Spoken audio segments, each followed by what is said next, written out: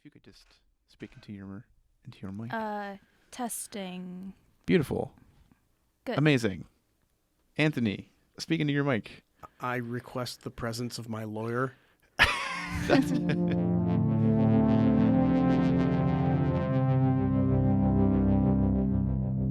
I think I am the class clown, really, for the Bates College Museum of Art. That's my.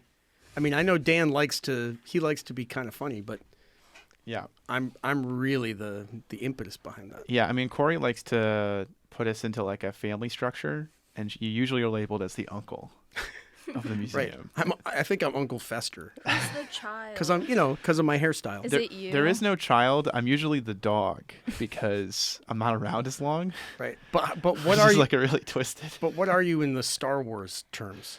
Oh, I think she said that I'm Boba Fett, which might make you Jango Fett. It could make me Jango Fett. It could make me. I could be like an Admiral Akbar. He's like on the margins. He's a slug, isn't he? Yeah, he's like a fish-looking guy. Yeah, I think even cooler than that would be if the museum staff were, characters from Buffy the Vampire Slayer.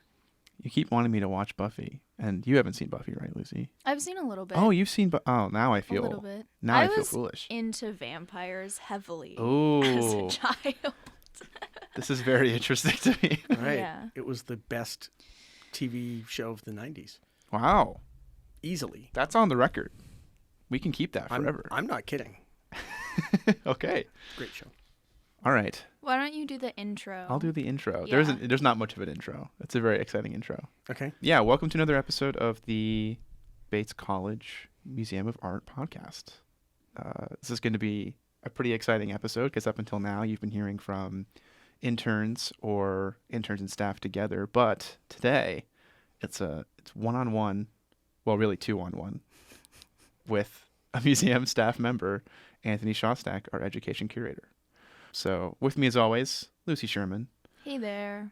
Thanks for being on air today, Anthony. My pleasure. Do you want to just tell us a little bit about your role at the Bates Museum of Art? Sure. So I am the education curator, which means that I get to do a lot of different things because we are a very small staff, and the education department, as I think you probably already know, but our listeners might not, is really Peter and me. Yeah. So if education stuff needs to happen, I am probably going to be involved in it in some regard.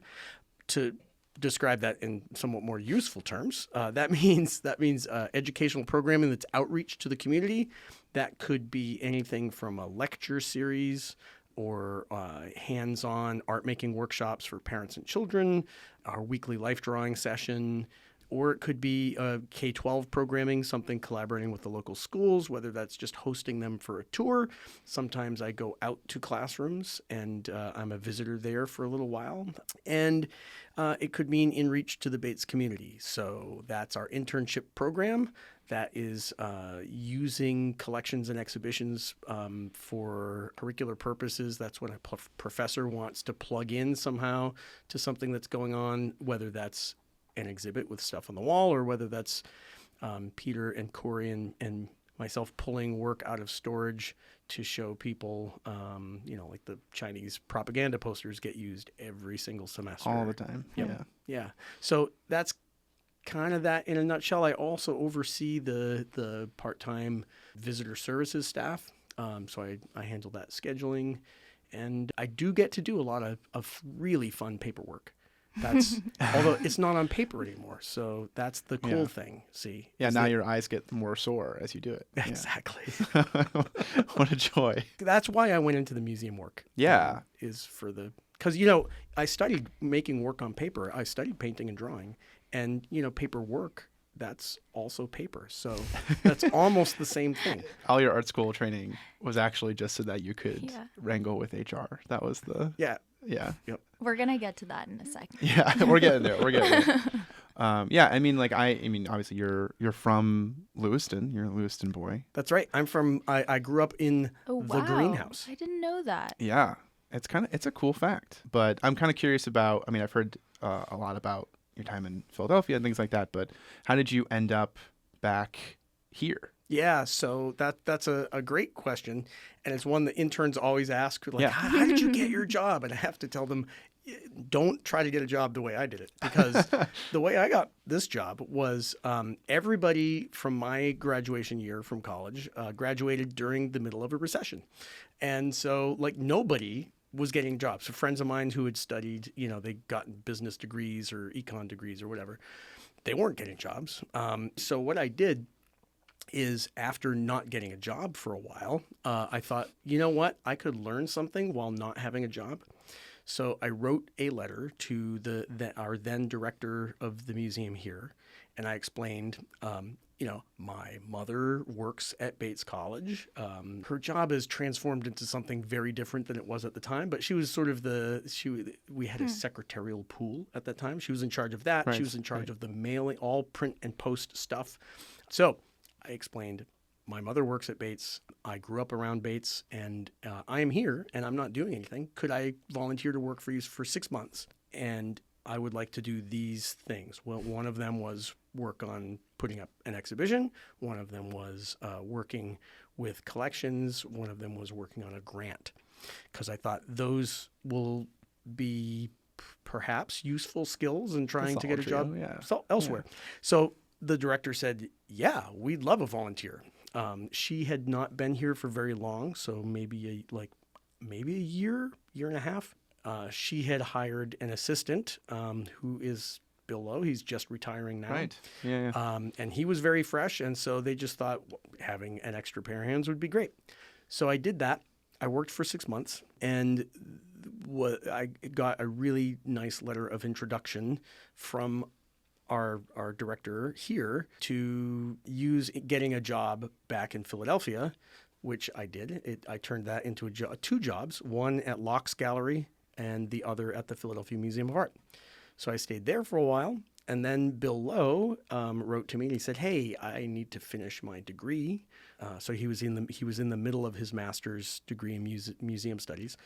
And he said, "Bates will let me keep my job if I go on leave to finish my degree if I find my own replacement for 6 months. Would you come back for 6 months?" And I said, "Sure." And that was 30 years ago. So when he was coming back, our education curator at the time she was just leaving for a position at a local high school, and our director said, "Would you like her job?" And I said, "I don't think I'm qualified." And she says, "I think you are." And I said, "Okay." And that was that. So good luck trying that, kids. Yeah, exactly. Yeah, it's a way more complicated story than I would have thought. Yeah, you could have cut me off at any time. No, I was like enraptured. No, in that story. That's kind of an amazing story. Yeah, I think that's how we should be able to get jobs these days. Yeah. One-on-one communication. 6 months becomes 30 years. Yeah, right. That's the way.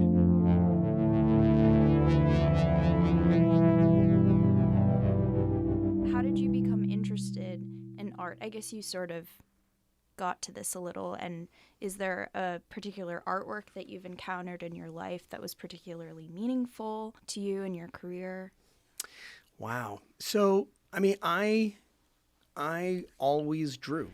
So it was one of the things that I just did as a pastime when I was a kid. You did not want to be kicking around my house and not look like you were doing something when I was growing up, because you would be given something to do, like clean the bathroom or something. So drawing a picture was way more fun than that. So it was a way to exercise my imagination. I just loved drawing, and I thought to myself, I don't want to have a boring job like being an insurance. I don't mean insurance salesman out there. I don't really mean this as a disrespectful thing, but it just didn't insurance really salesman, it didn't fire my imagination when I was like 16 years old. Like, I really want to be peddling insurance.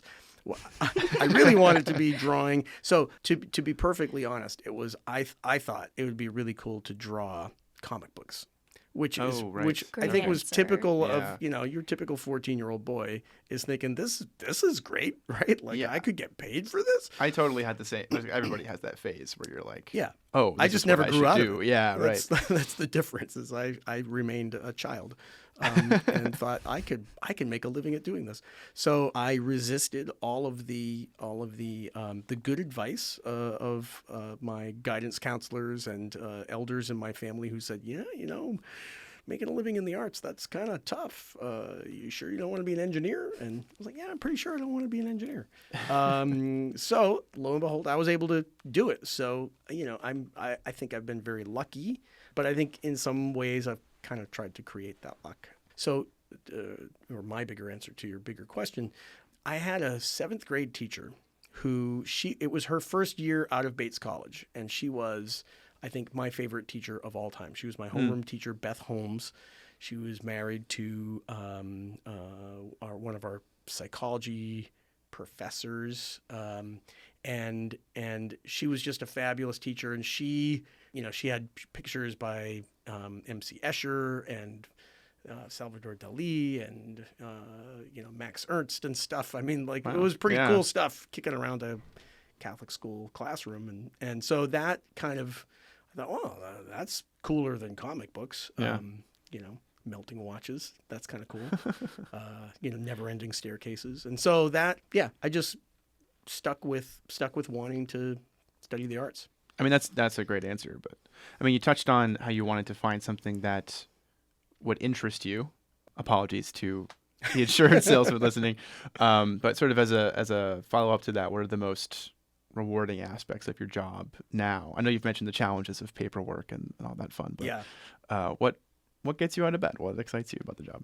Yeah, well, it is really fun. I think it is especially fun working with students, whether they're Bates students or K-12 students or even adult learners. I really enjoy being able to spark that interest and see that sort of, the spark turn into a flame behind somebody's eyes, and then because I like to start fires, and then it sort of blows up, and then they're like really on fire with passion for the art. All I can imagine is everyone actually physically burning in our museum now. So thanks for that image. Sure, anytime. What's the most challenging part of your job? So one of the things that I get to do is talk with my colleagues about, all right, so we have this exhibition or we have this collection, and how do we create programming that is going to complement that? And in the days before COVID, that was a little bit easier, although I think things were already changing then. But these days, it's very difficult to predict what kind of audience you're going to have, right? Yeah. You would imagine that a community the size of Lewiston, Auburn, tens of thousands of people, you would have 20, 30, 40, 50 people probably interested in meeting a world famous whatever, sculptor, photojournalist, wilderness photographer. But it's really difficult to make contact with that audience. And things are changing so fast. It's difficult for me to know, is it just messaging? Are we not getting the news out there so that people can know what they can plug into? Is it that we're creating stuff that, programs, events that just appeal to a smaller group of people?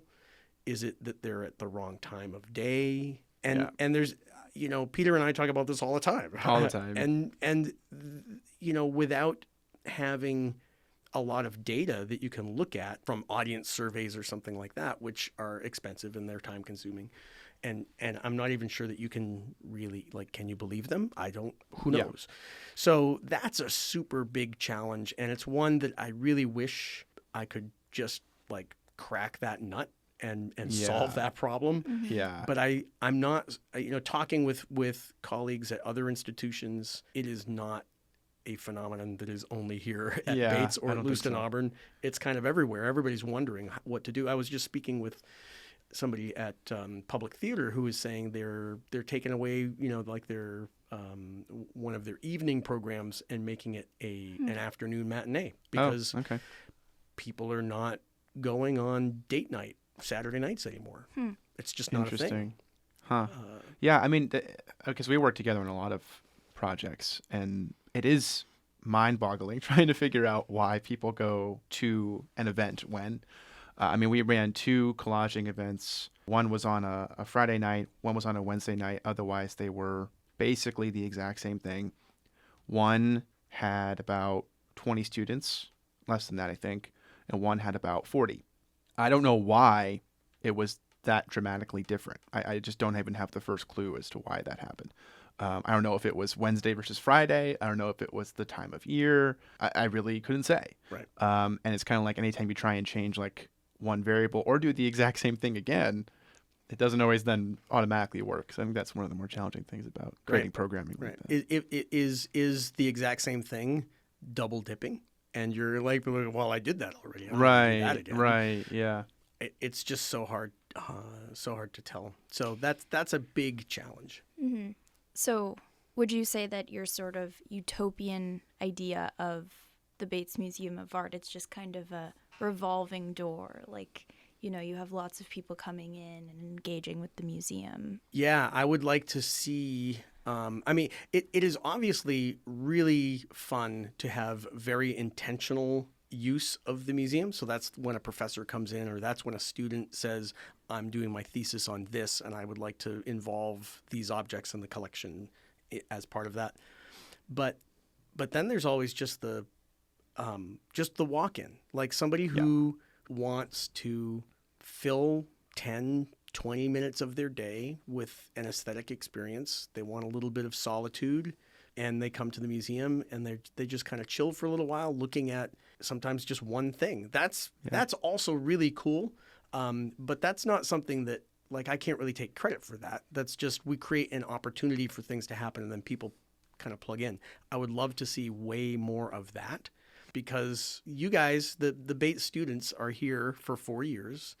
Sometimes not even, because they go away for a little while. Like, Yep. Right. So you've got a pretty finite time here, and it's one of, I am perhaps a little biased, but it's one of the jewels here at Bates College. It's one of the jewels in the crown here. We've got wonderful work, and it's like right there for people. You don't have to pay. You can come in, and so I would just love to see a little bit more of that informal interaction. I'd love to see more of the formal stuff too, but Yeah. that takes a lot more work. You can only fit so much of that in a day, but we can absorb tons and tons of people just walking in and having a nice aesthetic experience. Yeah. I mean, you've been talking a lot about people visiting the museum and people come in. What do you think makes this museum unique? And is that part of it being in Maine, or, what are the kind of things that make this museum stand out?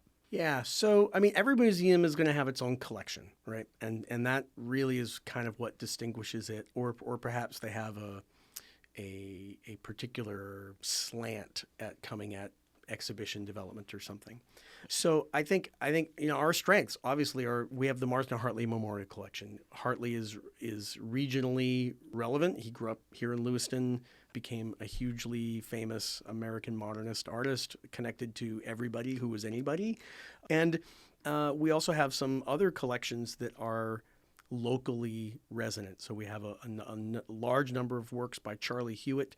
He's got some sort of public art projects here in Lewiston, but we have his graphic work, right, and spanning many, many years, like decades. And so it's a really interesting way where you can see this artist's progression over time.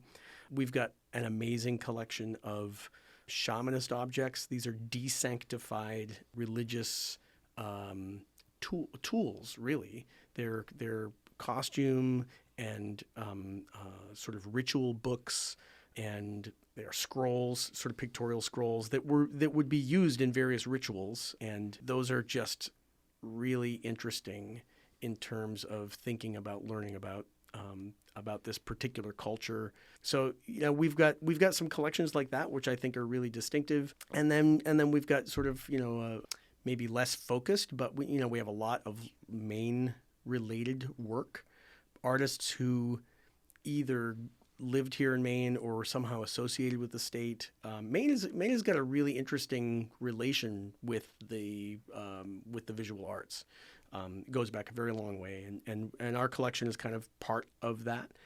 But I think that's probably also true of other art museums in Maine. So I mean, it's a little bit less distinctive regionally, but nationally, that would be how.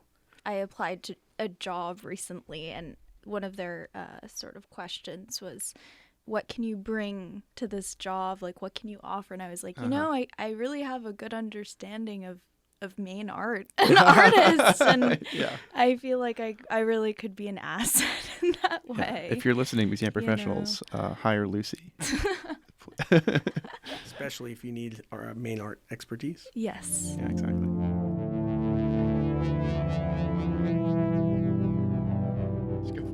Is there an artist or topic that you would like to create an exhibition around? Perhaps a fantasy exhibition of sorts? Oh, yes. Yeah. Actually, I have a couple. Let it run wild. Yeah, 'cause we've talked about this a couple times. So the first one is the one that would be easier to do because I can wrap my head around it better. That would be an exhibition of musical instruments made by Maine makers. So there are a lot of really good makers of everything from pianos, harpsichords, Native American flute, Irish bagpipes, electric mandolins. I mean, Maine has this really interesting creative community, and I think that focus would be super interesting. It'd be really fun maybe to partner with somebody who was studying perhaps history or economics or maybe both, and kind of think about this could be an interesting documentary publication that would go along with this exhibition, because to my knowledge nobody has ever looked into this, right? In this kind of context. The other, which I think would be, I mean, I would have just such fun with this, but I have no idea how to do it. So if anybody has ideas, listening. Yeah, leave us a comment or something. Imagine that we have listeners. Yeah, exactly. It would be great. Just you wait, Anthony. I know. So an exhibition about games. Games are sort of philosophically related to art because a game, almost anything can be a game if we agree that it's a game. And almost anything can be art if we sort of agree that that tub of lard by whoever, Joseph Beuys or whatever. That's like that can of Black Eyed Peas by William Popel is a sculpture, right? But specifically, games that tied into a kind of performative or interactive aspect. So, like, there are amazing, and I'm not a video game player, but there are some really amazing video games that are these really immersive aesthetic experiences, right? Mm-hmm. And there are role playing games where the Dungeons and Dragons and all of that stuff that can be this really interesting collaboration that creates this thing that these days is actually becoming, it's kind of like a performative thing. Like, you can watch people playing, and like and they monetize it. If I was 14 again and somebody told me, you could make money playing Dungeons and Dragons, I'm like, awesome. Heck with the arts. I'm gonna roll some dice. So I think an exhibition that explored that through some of the lenses that a place like Bates College offers, right? So through obviously art and visual culture, but also history and anthropology. Like, what are games? How do different cultures think about games and things like it'd just be such a blast, but I have no idea how to do it. I would love to see it. I know, because we've talked about this before as an idea. And there's so many cool examples I can think of because I do play video games. And so I'm thinking about the different kinds of visual representations that occur within those games, because you'll see some of them can create something really beautiful that's all procedurally generated, which is its own sort of category. I'm thinking a game like No Man's Sky or something like that, where it's really stunning, but it's all generated. And then there's the ones that are hand-drawn or particularly handcrafted. There's a game called Cuphead that's all done in the animation style of the early, like Steamboat Willie, kind of like really early animated cartoons. And the game isn't even that long because it took them so very, very long to draw it and to put it together. And I can just the amazing variety that's possible within that, and the musical instruments too, for that matter. I mean, I can think of multiple exhibitions that I've been to that are some of my favorites that are built around musical instruments. I know the Met did one that was all things created by Adolphe Sax, the inventor of the saxophone. That was incredible. That was such a cool thing to see. And I know that the Courier in Manchester, which was sort of a local museum for me growing up, they did one that was all the history of the guitar. And my favorite ones, talking about connecting economics to the arts, were the failed guitars. There was one in particular where the amp speaker was built into the body of the guitar. Right. But this was done in the 50s or 60s, and it Probably weighed like 55 pounds. Weighed so much. I think it broke really easily. Like, it was like a nightmare instrument. And so this really great idea never took off. But it's kind of interesting to see it in the history of the instrument as it was developing. So I could totally see something like that happening with the main instruments as an idea. That's like such a cool concept. It'd be so much fun. And Yeah. and you know, like I play 5-string banjo. That's one of the instruments that I play. And because I chose to try to make a career in the arts, I didn't have a ton of money for a while. And so I thought, well, I'd really like a banjo, but I can't afford one. So I built my own. And it was the process of learning to build an instrument that I just thought, this is really like the industry of it is really fascinating, but also the idea that when, you know, you're a craftsman who's making this thing, right, that has to adhere to certain, I mean, it's got to work as a musical instrument, right? Like if the frets are in the wrong places, then your intonation is going to be off and it's not going to work. So it has to be something that is functional, but it also should be something that is a pleasure to hold, right? Yeah. Like if the guitar weighs too much, nobody's going to want to play the guitar because it's uncomfortable. It's like you damage your back, right? Hauling this thing around. So it's there's a lot of really interesting questions or problems for, you know, someone who wants to build musical instruments. They need to solve, or they need to work within the confines of the box. But you also then, you know, you want to be distinctive. So, you know, you'd like your guitar to maybe have its own kind of sound. And how do you engineer that without going so far that it doesn't sound like what something people want to hear when they're playing? You know, anyway, it's kind of cool. Definitely. I'd have a blast doing that. That would be so really cool.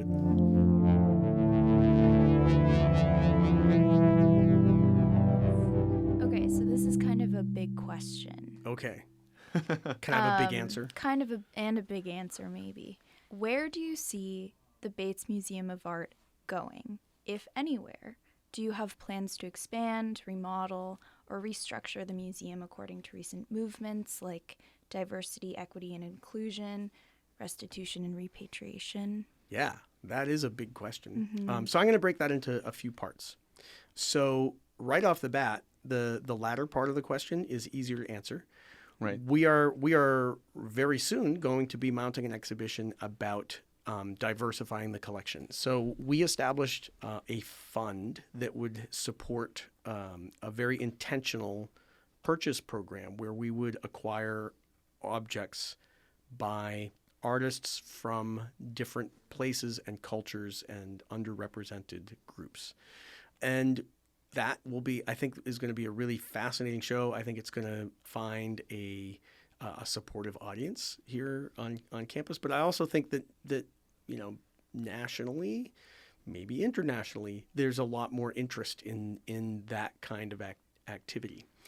That's part of that. So I think we're going to continue that trajectory, and we will probably only be trying to be ever more mindful of that, even when we're making purchases that don't use the funds that are specific to that, or when we're cultivating gifts or things like that. It'd be, you know, like, well, we really need this, you know, could you help us with this?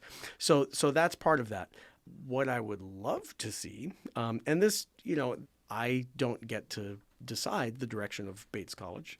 That's a little above my pay grade. Yeah, exactly. But like most museums, we are outgrowing our storage, we've put a lot of effort into maximizing the efficiency of our storage, and yet, you know, despite those efforts, it's already proving to be too small, and that is only going to be an increasingly challenging problem because we are expecting some, and I'm not gonna let the cat out of the bag, but there are some gifts that are in process that it's probably too early to talk about them, but that would present some challenges in terms of how are we going to store them, or how are we going to provide really good access to them. So I think that I would say that one of the priorities, if I were to decide them, would be, we need to think about expanding the museum. We don't have that kind of storage. We also don't have a collection study room, which makes it a little harder for us to mount very short-term exhibitions or installations from the collection to support teaching here at Bates. And having that would be great. We also don't have a technical classroom. So we don't have a studio classroom. We don't have a place that has a slop sink, right? Which makes it really difficult to do the kind of programming that most art museums are able to offer, those kind of hands-on things, whether it's parent-child or whoever. I think, having studied studio, I studied painting and drawing. Exactly. One of my strengths is being able to, okay, we're going to do printmaking here. And we're going to actually make artwork. And doing that with things like ink and paint in proximity to works of art that are, vulnerable, that's generally a no-no. Dubious stewardship. Yeah. So, but if you have your studio classroom that's built into the museum, we can more readily do those kinds of things. So I would love to see the museum grow that way. And very importantly, we don't have a long-term exhibition space. So we can't mount an exhibition of work from the collection that's going to be up for 5 years, say, right? And what that means is we can only show things for short periods of time. And there's a lot of work that goes into mounting a show. And so we just can't enjoy the benefits of saying, we're going to put up this long-term exhibition. It's going to be up for 5 years or 4 years or something. And what that means is the museum doesn't have to close when we do the other rotations. So, at the end of this week, as we're recording this, we're going to close for a couple of weeks to reinstall the galleries. And that means the museum is just done. You can't enter because it's a construction zone.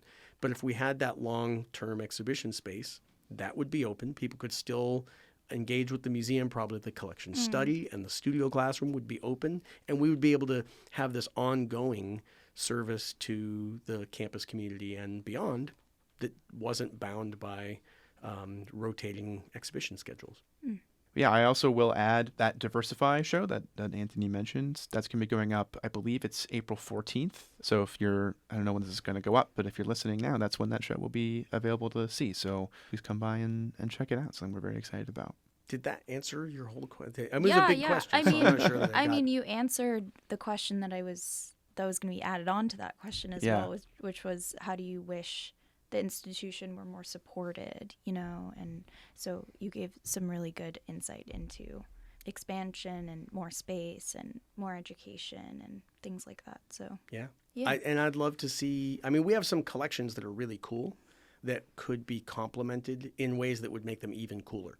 So, one of them is we have these Japanese prints, these key block proof prints. They're very rare because they're typically destroyed in the process of making these Japanese woodcuts, but we've got them. What we don't have are the matching color versions. So if you are famous alumni who have wonderful ukiyo-e collections, just drop me a note. Give us a ring, A. Shostak at bates.edu. That's right. Great. Well, thank you so much for coming on, Anthony. It's great to talk to you and learn more about your career and all that. Is there anything you wanted to plug before you head out? Just please come visit the museum, say hi, and enjoy, because it's here for everybody to just plug into. Fantastic. All right. Thank you very much. Anthony. Thanks for having me.